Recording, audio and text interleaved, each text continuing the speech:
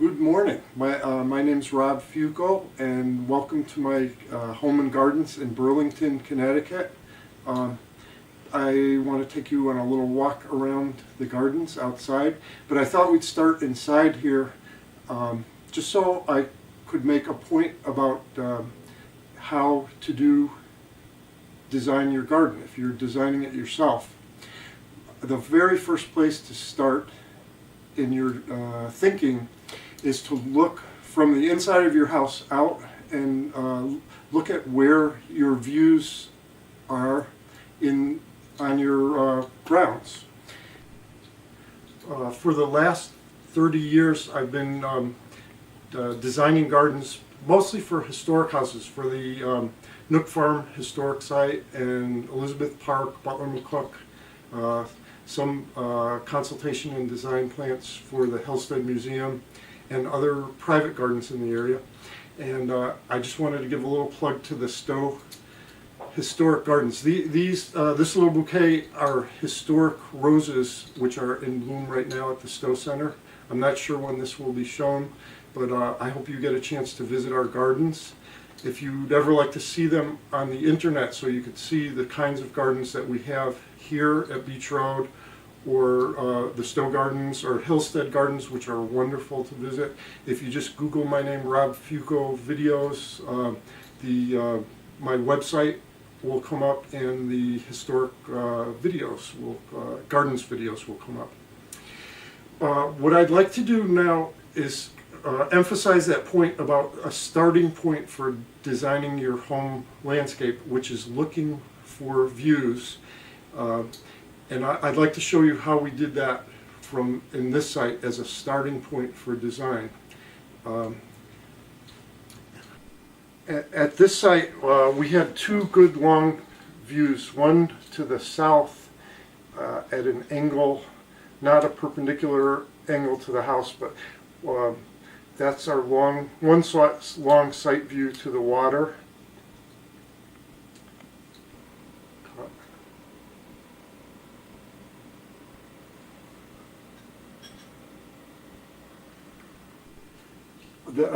Our other good view is to the east and a little bit towards the left. So these two views were one of the determining factors in doing the landscape. And we're very lucky here that we have this nice water to look at. But even in a home landscape without water, you may have nice views into little gardens or beautiful views that are pristine and quiet, or things you like to look at. And I think it's really important right from the start of your design thinking to try and orient your axis lines and your windows to those beautiful views, whatever they may be in your own house. Once your axis lines and views are set, the next thing to do is to develop a good plan. These, just as an example, these are plans that I did for Elizabeth Park consultation and plan drawings. This is another view into a rear garden, our blue and lime green garden, which we can take a walk down into in a minute. But I just wanted to show you the way we oriented windows and gardens to relate to each other, which is an old European idea, having the house and gardens relate to each other.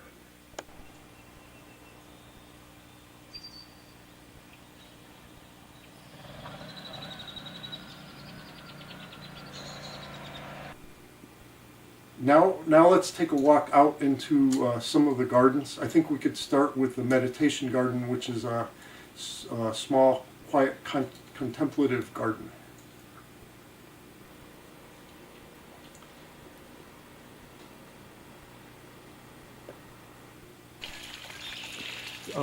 This garden is our little meditation garden, and it's one of the quiet gardens here. And these gardens are an example, all the gardens here at Beach Road are an example of new thinking and environmental gardening.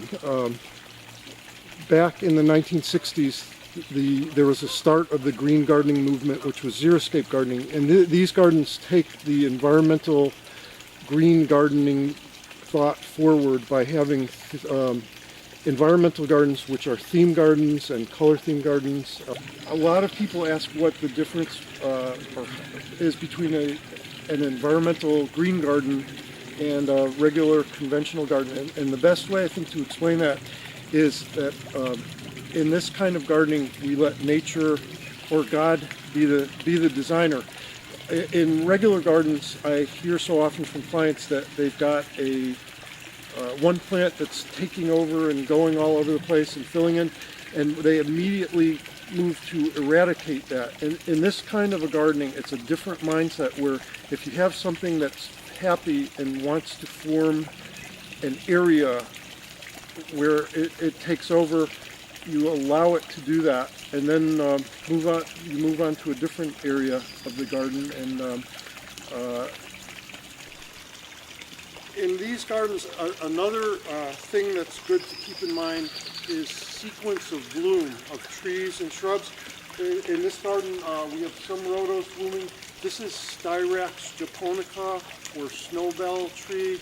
That's just finishing, and the tree before that bloomed was the Halesia, or silver bell, and the Hamamelis, or witch hazel tree. And I don't know if you can see how beautiful these petals are, but if you have sequence of bloom with native trees and natural trees, that's another way to create a green environmental garden. In front, we use, for instance, the native magnolia rather than the hybridized magnolias, and native trees wherever possible. We have native birches rather than hybridized birches, and juniper virginiana rather than arborvitae is another native tree that's bird attracting. And as you use all these native plants, you need then not to water, not to fertilize, not to bug spray. It creates a very natural environment that's at peace with the environment. In this little kitchen garden, we usually keep our pots with herbs which haven't been planted yet. This is the last garden that I do. But there's also these little water features around. People love to have water in the garden, and you can spend $5,000 or $10,000 doing water features, and I have done that for clients. But these water features, which were my little invention, are very inexpensive to do. You just have pots with no hole in the bottom, which are usually about $40 or $60, a little cinder block inside, a small pump which can be maybe $20 or $40, and then you can do different things with them, rocks or little gugas or whatever, and they make very nice, inexpensive water features so that you can get the sound of water in your garden.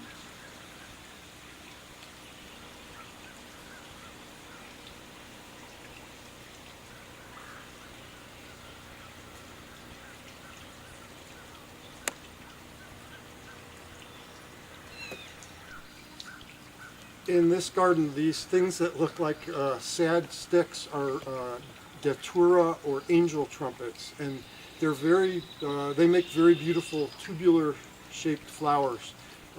They're a lot of work though, because they have to go be carried into the basement in the winter, but they're once the summer comes on and they come into bloom, they're super beautiful. And these are pale peach and butter yellow. There's also a white that can be planted in the ground and doesn't have to be brought in. It's a self-sowing hardy annual that's a fun datura if you don't like the trouble of carrying them in and out of the house, which requires either a strong young gardener or a strong-backed older coot like myself to do.